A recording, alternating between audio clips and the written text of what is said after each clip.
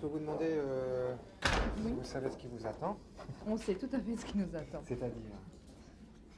Un peu de délire. On va où là? On va se chercher ce piano, tu vas voir ça. L'abominable piano de Jimmy Buck. Qu'est-ce que vous connaissez de Jimmy Buck? Oh, j'ai assisté à deux soirées déjà et le personnage est intéressant quand même. Sous quel aspect? Oh, c'est un vrai ressort et quand il monte sur son piano, ça fait frissonner quand même. Le problème, quand tu es sur scène, en fait, c'est que tu as deux solutions dans la musique. Où tu restes, tu joues chez toi ou tu joues sur scène. Et quand tu joues sur scène, tu joues pour le public, c'est évident. Hein, ça paraît logique. Et quand tu joues pour le public, quand tu sens que les gens veulent quelque chose de toi, tu te défonces au maximum. C'est un phénomène, Jimmy Buck. Quand on le voit physiquement, son âge aussi surtout. Il a quel âge à votre avis? Quel âge là? Il a bien 50 ans. Mais bon, il ne les fait pas, il est... Non, c'est un phénomène. Hein. D'ailleurs, au départ, j'ai choisi le piano parce que je pouvais poser mon verre de bière dessus, c'est déjà vachement plus sympa. Essaye de poser ton verre. Ah non, là, tu me pièges, parce que le verre de bière, c'était pas quand j'avais été tout gamin. Ah mais j'ai commencé très jeune à faire du piano. Ma maman tenait absolument à ce que je sois un bon pianiste. Pour Jimmy Buck, parce que c'est un copain d'école. Et puis, bon, on a fait un peu les 100 cours au lycée ensemble, et surtout en cours de musique, hein, c'est-à-dire qu'il était spécialement doué. Lui avait déjà fait le conservatoire, nous on était là. Alors quand le professeur de musique sortait pour un petit besoin naturel, il se mettait au piano et il commençait déjà à jouer du rock'n'roll.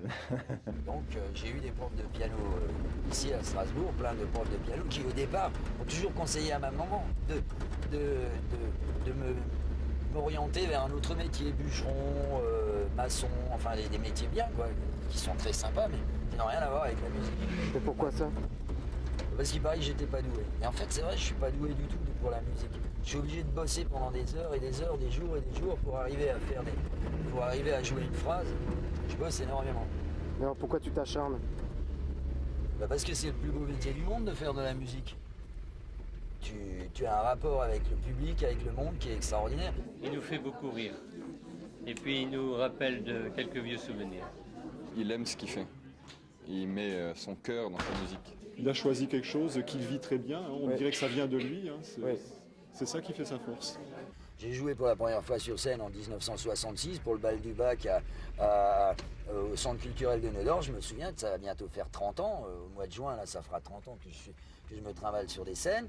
Hein. Eh bien, je sais qu'à l'époque, j'étais surexcité. Je maîtrisais pas du tout la situation comme maintenant. C'est évident, hein, ça c'est avec l'âge. Mais tu prends toujours le même pied quand tu joues Blueberry Hill ou Bebop. Hein. Quand j'étais gamin, c'était un truc qui me faisait vachement bander. Et maintenant, 30 ans après, ça me fait toujours bander. C'est super chouette. Il a quelque chose de très régional, mais c'est un artiste de rock. Et puis, il n'y en a pas un deuxième comme lui ici.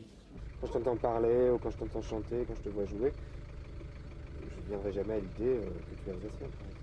C'est ça la magie du rock'n'roll. Est-ce que des gens comme Jimmy Buck ont besoin de ce genre d'institution comme la vôtre pour survivre?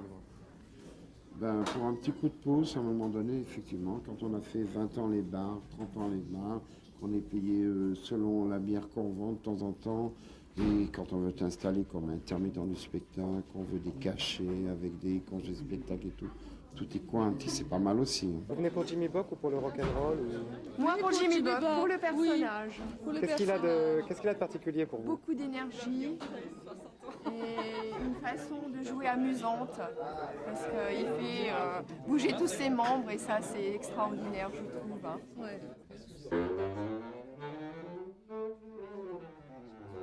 C'est terminé, c'est la dernière fois qu'on joue à Chicago.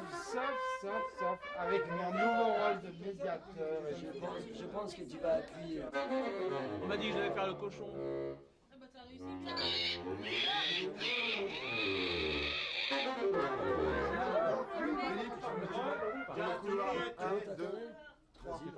Si, vas-y.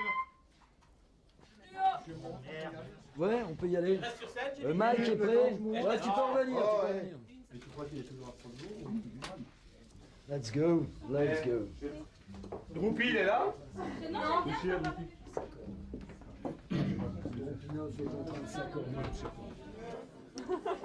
Ils m'ont pas vu. Ils m'ont pas vu. Miguel. Ok.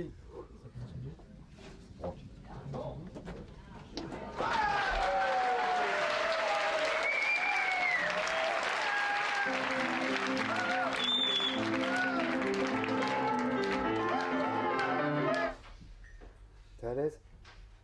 Super. Très bien.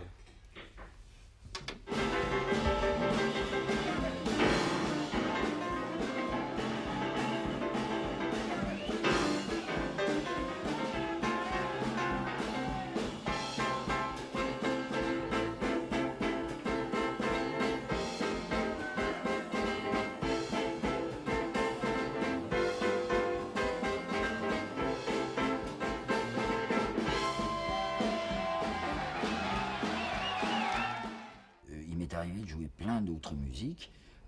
À un moment donné, j'ai même abandonné le rock'n'roll. Je me suis dit non, c'est pas ce qu'il me faut, je dois faire autre chose. Et en fait, je suis revenu parce que j'ai remarqué que les gens aimaient ce que je faisais.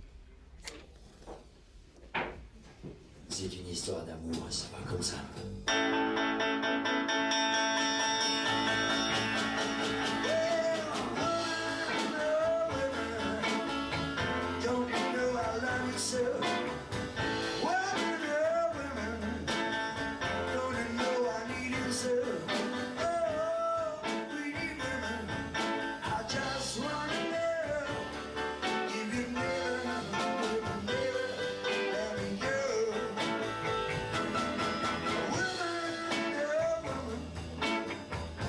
Why you treat me so bad? Woman, oh woman, why you make me so sad? Oh, pretty woman, I just wanna know why you never, never, never seem to care.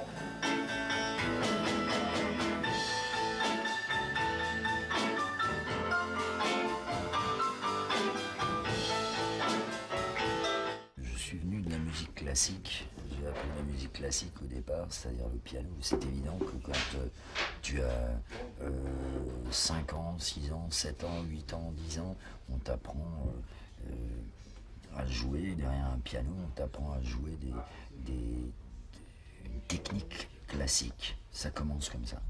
Alors on te met derrière un piano, on te fait faire des exercices de doigts, on te fait faire de la, je dirais, des petits morceaux sympas comme ça qui sont adaptés à l'étude du piano. Ça commence comme ça. Puis un jour, tu as une frangine qui te glisse, la frangine te glisse un disque de Ray Charles en te disant tiens écoute ça, t'arriveras pas à faire ça, c'est pas possible parce que tu pianotes des trucs classiques et c'est gentil ce que tu fais. Et puis tu travailles, tu bosses, et puis tu te dis tiens c'est marrant, ces mecs-là jouent pas exactement de la même façon que les classiques, c'est une espèce de pulsation rythmique, il y a une pression qui... Merci. Une pression qui arrive. Elle est belle hein, ma pression. You know I can't be fine, and I should be mine. Hey, come on, baby, and love me. Come on, baby, and kiss me. Come on, baby, and take me. Come on, baby, and hold me. You know I can't be fine, and I should be mine. All right, you got together.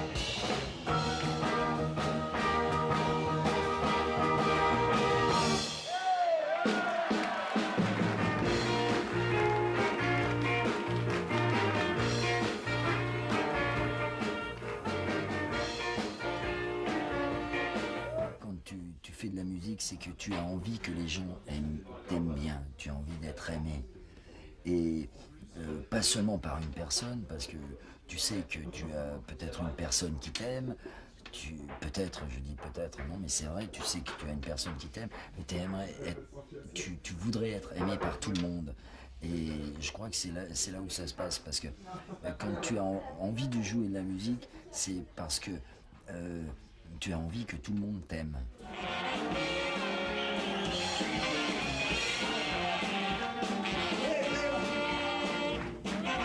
You gonna do that rock and roll, you gonna rock, you gonna roll, you gonna do that rock and roll. If you wanna do that soul, you gonna rock, gonna roll, gonna rock.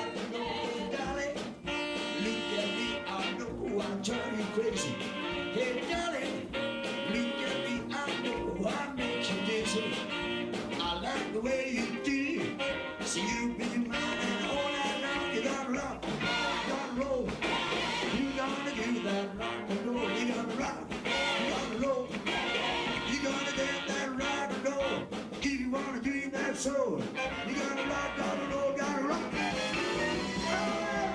Well, you gotta do that rock and roll.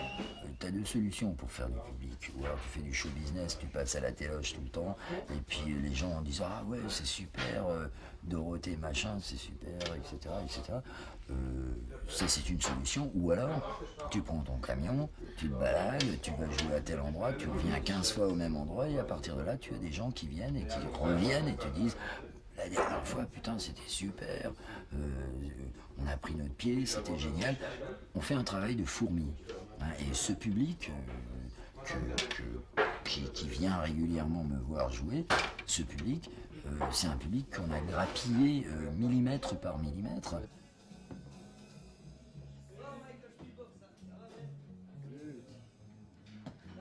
Javier?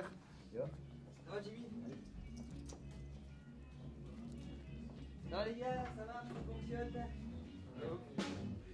Le rock life, c'est une vieille histoire d'amour. Parce qu'en fait, un jour, Jackie m'a dit je vais monter une boîte, on va faire du rock and roll, on va faire de la musique, il va y avoir plein de musiciens qui vont jouer là-bas. Et puis j'ai plein de problèmes. Les gens veulent pas, enfin la municipalité m'empêche de faire de la musique et tout ça. Je lui ai dit c'est un challenge, on va faire de la musique chez toi. Et puis à partir de là, c'était parti, il fallait qu'on joue là-bas.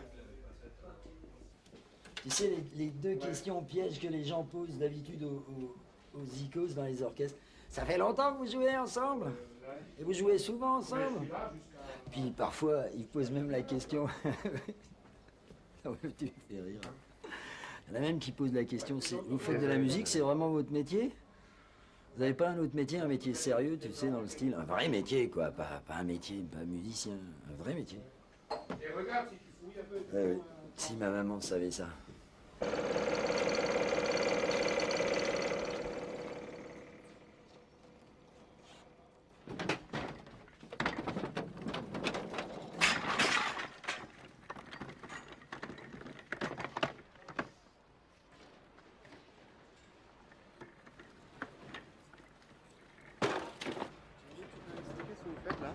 On est en train de monter une sono pour la retransmission d'un concert de David Bowie, ici sur la place Kléber à Strasbourg. C'est pas beau? C'est super, non?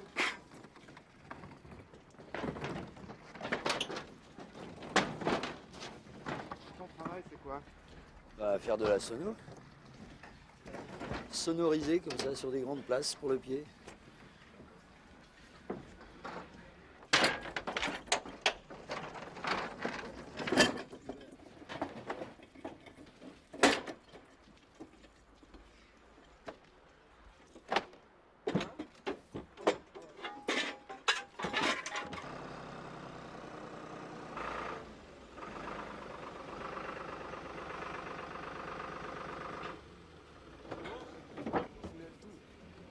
Entièrement. Il faut que tu la retires derrière.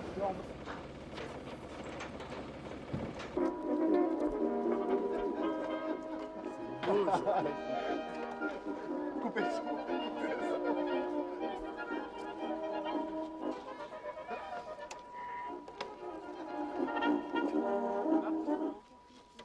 Excellent. All right. Yeah.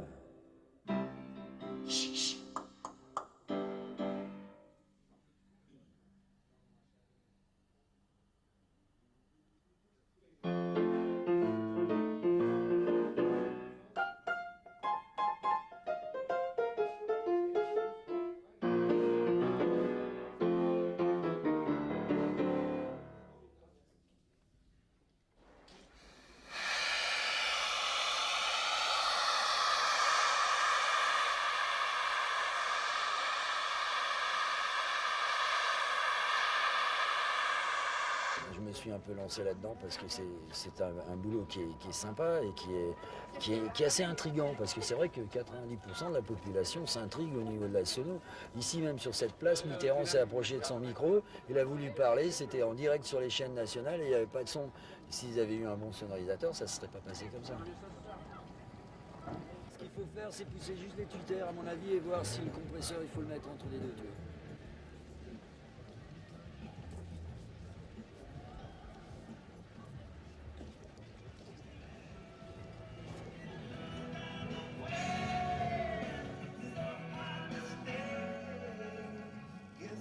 Le seul truc qu'il faut faire, c'est je crois le filtre 80, diminuer le goût du filtre 80 pour donner plus de patates sur le 80 aussi.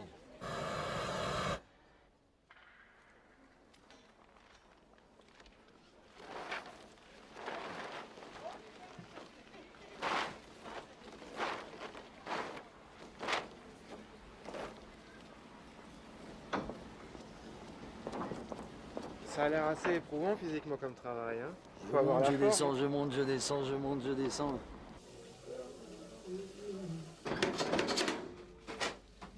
Est-ce que tu peux imaginer ce qui va se passer ce soir? Comment ça va être? Oh, ça va rigoler, on va chauffer un peu. Ça va être sympa.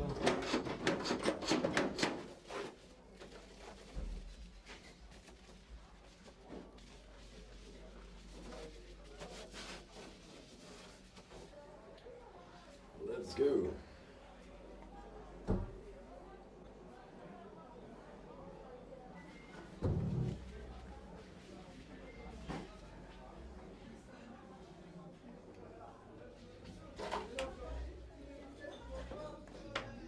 C'est vrai que quand tu fais de la musique, jouer le lundi, mardi ou le mercredi, c'est assez difficile. Par contre, jouer le week-end, c'est facile. Et si tu veux t'occuper un peu et gagner quelques thunes, tu fais un peu de sono le lundi, mardi, mercredi, par exemple. Oui, je crois que c'est plus difficile de vivre de rock'n'roll que de musique commerciale, c'est sûr et certain. Mais bon, ça dure plus longtemps aussi. Hein. Tu peux vivre pendant 20 ans ou 30 ans en faisant du rock'n'roll. Par contre, si tu fais de la techno, je ne sais pas si tu vas vivre pendant 20 ans ou 30 ans.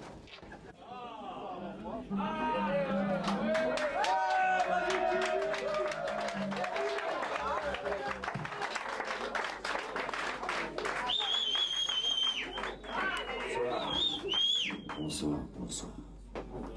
We're gonna do a little rock and roll show tonight like that.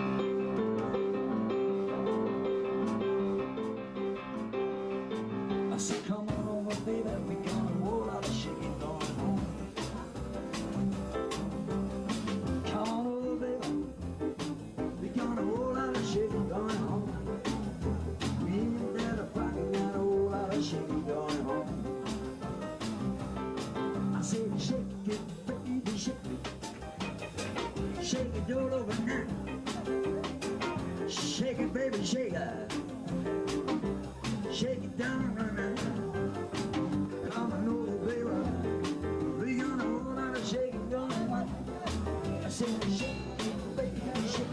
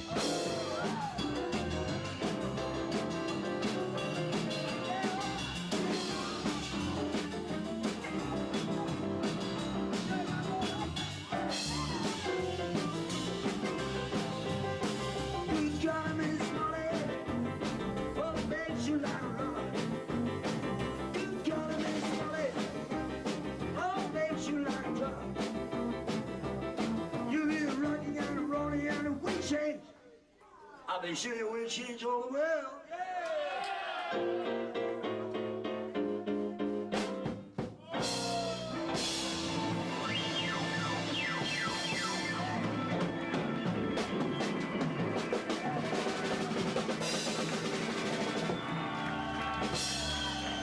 Ah, non, mais sincèrement, il est 2 h du matin. C'est pas vrai. Et tu joues plus. Il est seulement 2 h du matin. Il est seulement 2 h du matin. Ah ouais, tu fermes à quelle heure? 3 h. Bah, écoute, on va encore te faire un petit pas. C'est pas rock'n'roll. Un petit pas. Non, non, mais j'ai l'impression que j'ai joué T'as long. mal au doigt? Ouais, je me suis tordu le doigt, je sais pas ce que j'ai fait. Tu dois changer ton piano, Jackie. Ça t'arrive souvent de te faire mal comme ça? Ouais, un jour je me suis cassé le petit doigt, je m'en suis même pas rendu compte. 15 jours après, ils ont été obligés de me le recasser pour me mettre un plâtre. Et moi, j'ai acheté un jour un piano tout neuf, un Yamaha. Et M. Jimmy Bock, il est venu au Rock Life Café. Et qu'est-ce qui s'est passé? Est-ce que je peux légèrement faire mon show de rock'n'roll? Et il a commencé à jeter des planches. Tu n'as pas peur qu'il te mène à la ruine? Pardon? Tu n'as pas peur qu'il te mène à la ruine comme ça? Mais ça vaut quand même cher un piano, mais ça fait partie du spectacle de Jimmy Bock. Si Jimmy Bock ne casse pas le piano, je vois pas. Qu'est-ce que Où c'est est le rock'n'roll? Tu connais Jimmy depuis longtemps? Oh, une dizaine d'années. La première fois que je l'ai vu, c'était dans un petit local à Mulhouse. Et il chantait qu'en anglais, et ça m'a tellement plu. Quand je lui ai demandé ce qu'il veut boire, il m'a dit « Ja, ein Bier ». C'est là que j'étais étonné qu'il était de Strasbourg quand même. Et depuis, Jimmy, il joue quand même avec mon beau-frère. Et voilà, et Jimmy, il joue avec son cœur, avec ses tripes, il donne ce qu'il peut, il donne le maximum. Et depuis qu'on a ouvert, il nous a quand même donné un sérieux coup de main parce que c'est quand même un grand personnage. C'est bon pour ton chiffre d'affaires? Va te faire foutre, quoi.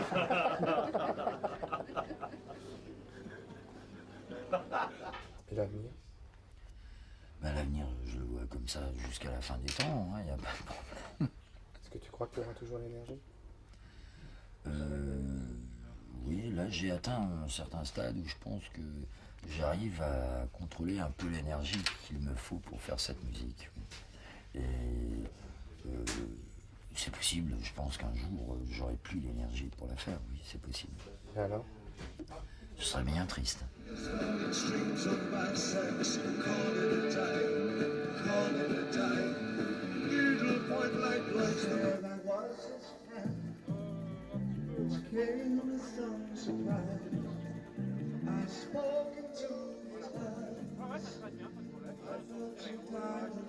C'est la pause là, Jimmy?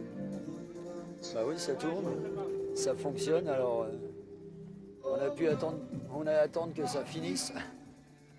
Et c'est comment pour toi ce genre de manifestation? Bah, c'est assez standard. Hein. Quand tu fais de la sono, tu fais un peu de tout. Hein. Entre les congrès de CMDP et puis les retransmissions de David Bowie en direct.